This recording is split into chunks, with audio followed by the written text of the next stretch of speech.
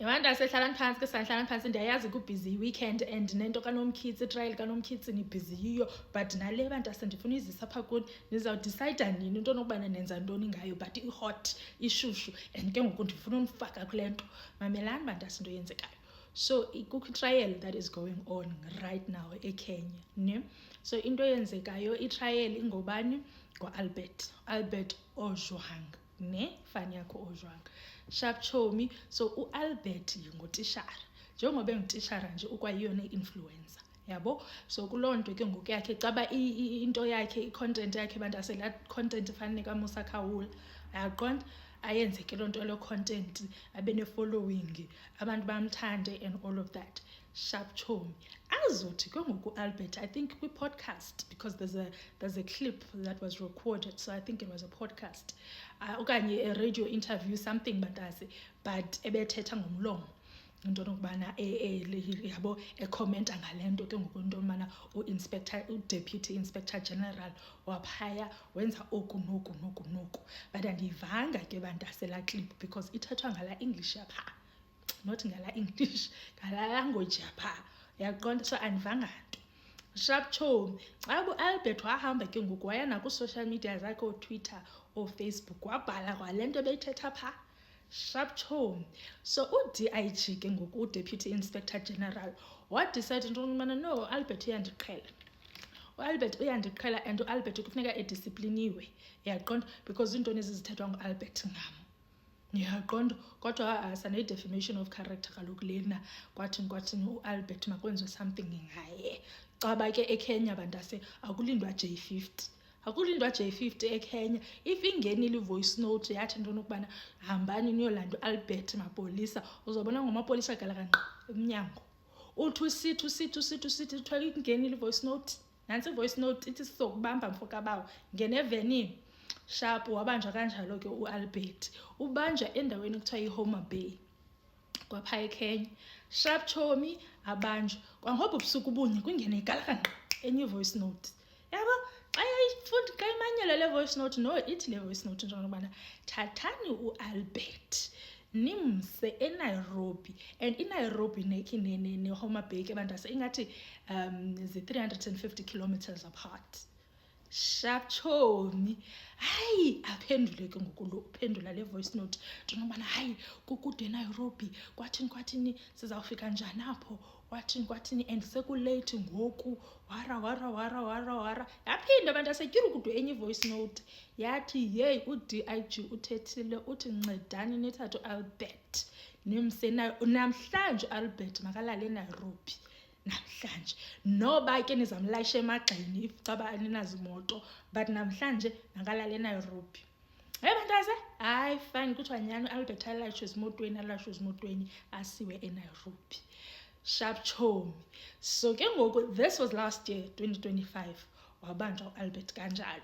The following day kwavuka kusithiwa no uAlbert akasekho. Hayibo uAlbert akasekho njani? Ithi nale nto kaAlbert kwakhutshwa istatement sokuqala esikhutshwe ngamapolisa sithe into nokubana uAlbert uye wabetheka edongeni la cell caba ibekuyo caba ukubethekeni kwakhe wabetheka wazilimaza apha entloko then wasweleka sharp chomi. Owesibini wathi no thina uAlbert asiyazi into yenzeke kuye sithe siyotshekisha kulaa cell ebelele kuyo safika umntu engarespondi. Hayibo ithina le nto. Hayi eyesithathu kuthiwe hayi uAlbert uye wathi hayi ingathi uyagula. Hayibo zonke abantu asezi statement ziphuma kumapolisa zinje ziphuma kumapolisa yaqonda. Iqale ke ngoku ipublic iqale ke ngoku nam ndithekwe kwezi videos ukubana man uyayazi le nto yenzeke apha eNairobi amapolisa akhupha izitatement ezintathu kwathini kwathiwa okay sharp chomi. And you guys cannot explain into yenzeke kuAlbert because uAlbert ebephile saka izolo ephile qete abantu asangabi kwahlaba ngoku uzosweleka kuthiwa uswelekele elentozeni epolice station kanjani. So kwathiwa it's fine bantase into esizawuyenza sicela i-CCTV footage yapha ke ngoku eNairobi sicela i-CCTV footage siyibone into nokubana kanye kuAlbert kwenzeke ntoni.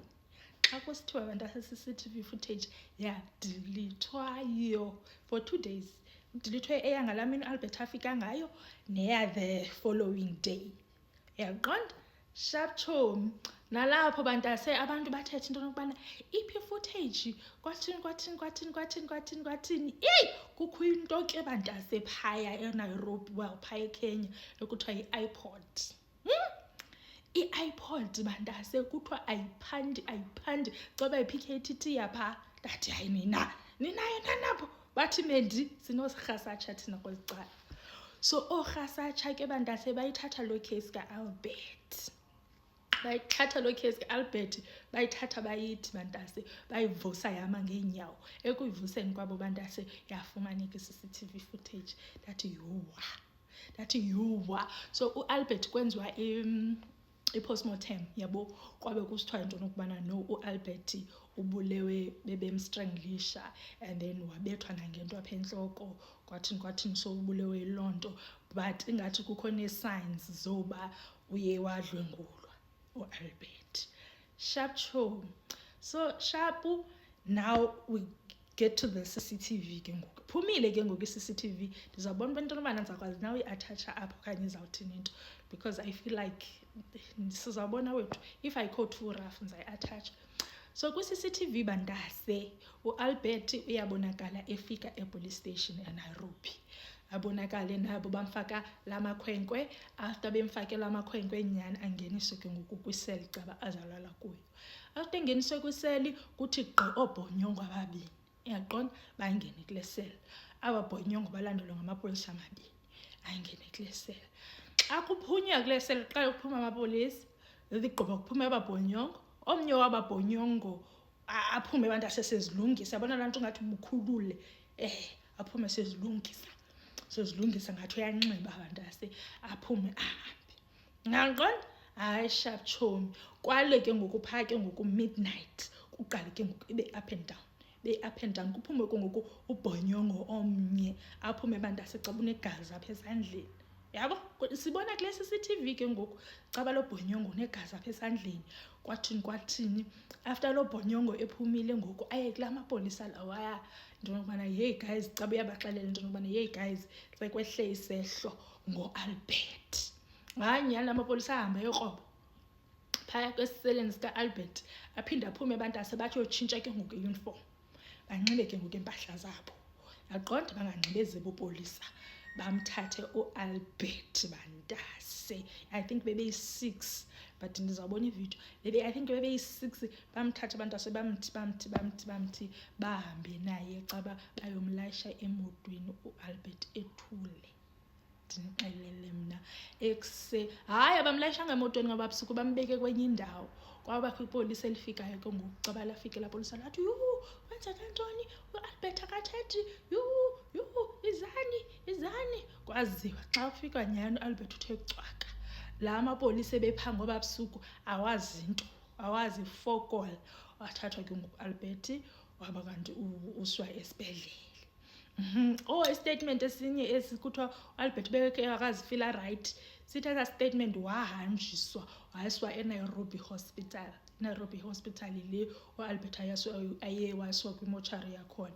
Bantase imbi into kaAlbert. Ndinixelele mna. So ke ngoku silandela loo nto kaOjwang into yokuba izawuphelela phi, but imbi injalo. Ndiyayithetha le nto ndithi sana badinga iMadlanga Commission. Aba-DIG bapha badinga iMadlanga Commission, because to show i-iPod as much as bene CCTV footage, because la CCTV footage isixelela everything that we need to know, but as much as bena laa nto yayazi i-government corrupt, amapolisa corrupt, kuzawubanjwa aba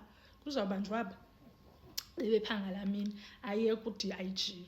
What if la instruction yangena tyhuri kuthi nge-voice note from u-DIG wathi hayi bethani lowo nimbethele into yokubana angaphinda athethe ebomini bakhe? What if ifuna mani abantu abazawuphanda baphandisise bantase? Albert Ojwang is repeatedly escorted between the report office, the holding bay and the cell. The CCTV footage also captures officers changing into civilian clothes, doors being obscured with pieces of clothes, and a steady stream of individuals moving in and out of the cell, later designated as the crime scene. At 10:56 p.m., the footage appears to show one man emerging from the cell area with what looks like blood on his hand. Moments later, another individual is seen carrying a rope, adding to the growing mystery surrounding the events that unfolded inside the station that night. By midnight, activity inside the station intensifies. The corridors are crowded as officers, some wearing gloves, are seen entering and leaving the cell later designated as the crime scene, led by then OCS Samson Talam. Then at 1:20 a.m., the footage captures what may be its most critical moment: 4 officers carrying the motionless body of Albert Ojwang out of the cell area before he is rushed to hospital. Albert Ojwang's motionless body is placed in a police Land Cruiser and rushed to Mbagathi Hospital. Minutes later, doctors pronounce him dead on arrival, making the final chapter in a night whose events are now the center of a murder trial. Ode Francis, Citizen TV.